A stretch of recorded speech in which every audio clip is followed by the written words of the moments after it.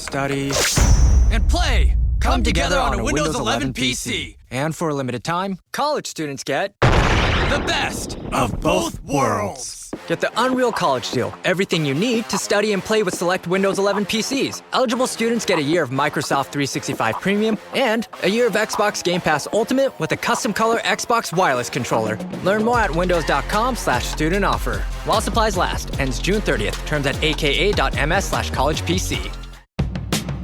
Mornings have a rhythm. You can hear it, feel it. And at Quaker, we fuel it. With 100% whole grain oats and a good source of fiber in every bowl, helping you turn that rhythm into your soundtrack for a great day. Fuel to start whatever's next. Quaker, official sponsor of FIFA World Cup 26. Let's go! Let's go!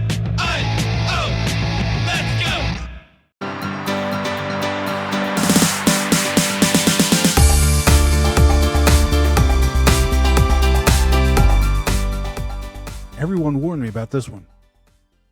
Welcome back to Speaking with Confidence, the podcast that helps you build the soft skills that lead to real results. Communication, storytelling, public speaking, and showing up with confidence in every conversation that counts. I'm Tim Newman, a recovering college professor turned communication coach, and I'm thrilled to guide you on a journey to becoming a powerful communicator. Here's a moment every manager knows. You're sitting across from someone on your team. You know the next words out of your mouth are going to sting. Your stomach tightens.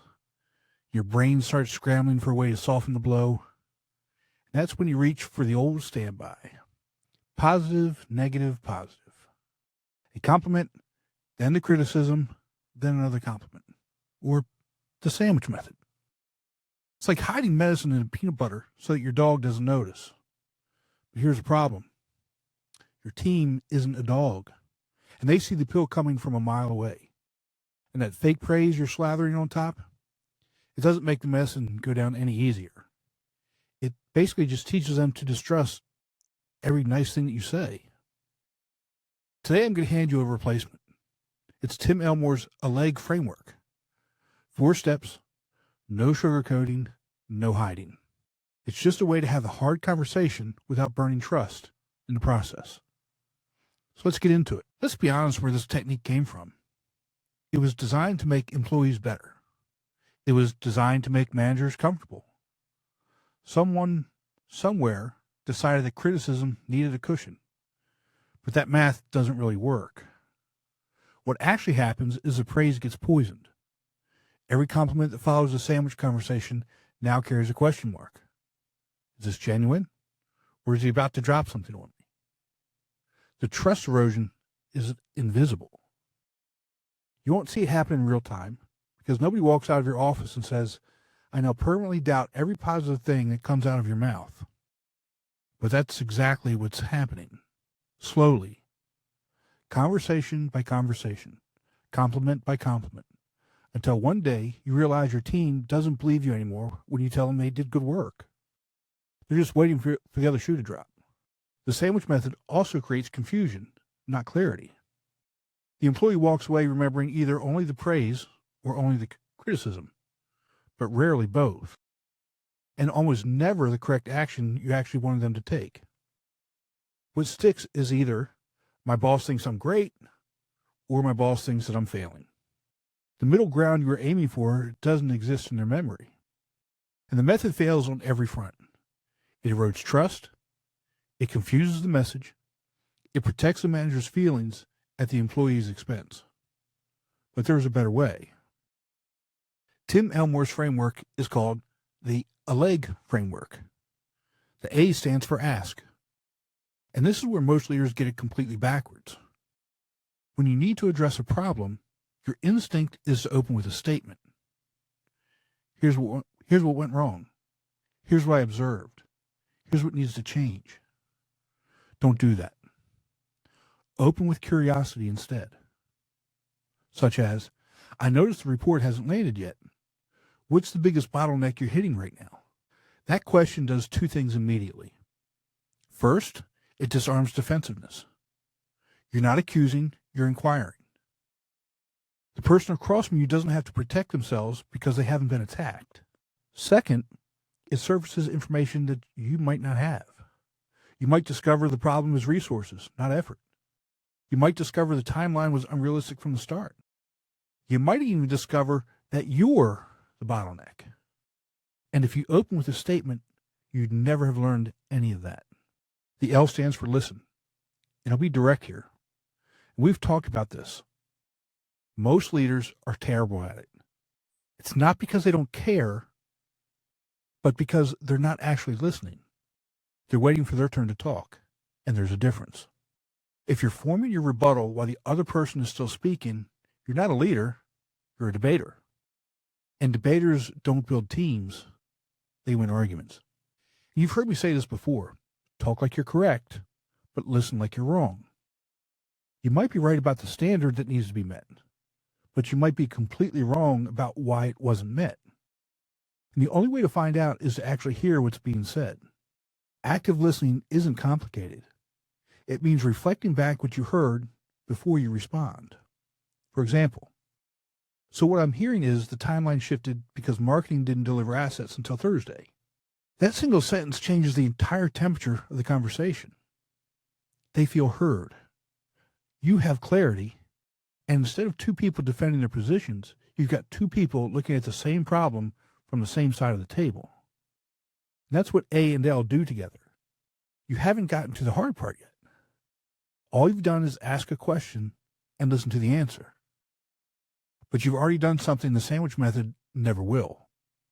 You've built trust instead of burned it. So you've asked, you've listened, you understand the situation better than you did 3 minutes ago. Now comes the step where the most tough conversations either succeed or implode. E is for empathy. Here's the distinction most managers miss. Empathy is not agreement. For example, I can see why that's frustrating does not mean you're right to be late. It means I'm human enough to acknowledge this situation is hard. Those are different sentences doing different jobs. The first builds a bridge. The second surrenders a standard. Confuse them and you'll either alienate your employee or abandon your expectations entirely. This step is non-negotiable. I watch managers skip it. I watch the consequences. The person across from them checks out, physically still in the room, but mentally gone, because they need to feel heard before they could be guided, and that didn't happen. Everything else you say after that point becomes noise. But here's the other side of it. Empathy without boundaries is just therapy. And you're not their therapist. You're their leader. The goal isn't to make them feel better indefinitely. The goal is acknowledgement that builds a bridge to the next step. That's why the word "and" does so much heavy lifting in this framework. I get why you made that call, and we still need to fix the outcome. The first half validates the person. The second half doesn't validate the problem. Both things can be true at the same time. You can see their side and still hold the line. G is for guide, and guide is where the actual conversation happens. You've asked, you've listened, and you've empathized. Now you need to move them forward towards action. Clear expectations, specific next steps. Talk like you're correct about the standard, but guide them toward it instead of shoving them. Let me give you a real-world example. I had a student who wanted to quit his internship before it even started. He applied in October, was accepted in December to start in May. First week in May, he told me his grandmother was sick, and he was responsible for her care. He needed to resign because he couldn't move, and he wanted to send a 2-line email. Burn the bridge and never look back. And I get it. I understood why.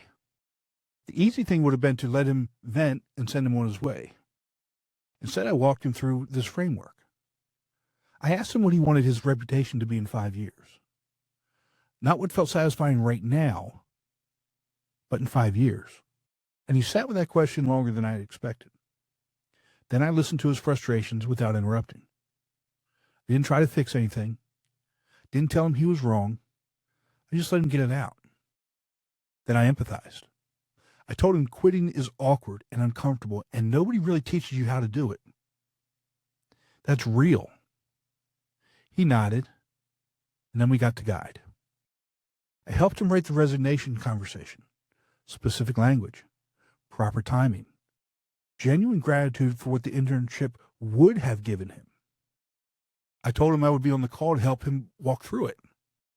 He walked out of that meeting with a reference, an open invitation to come back, and a relationship intact. Not a reputation problem that would follow him into his first real job.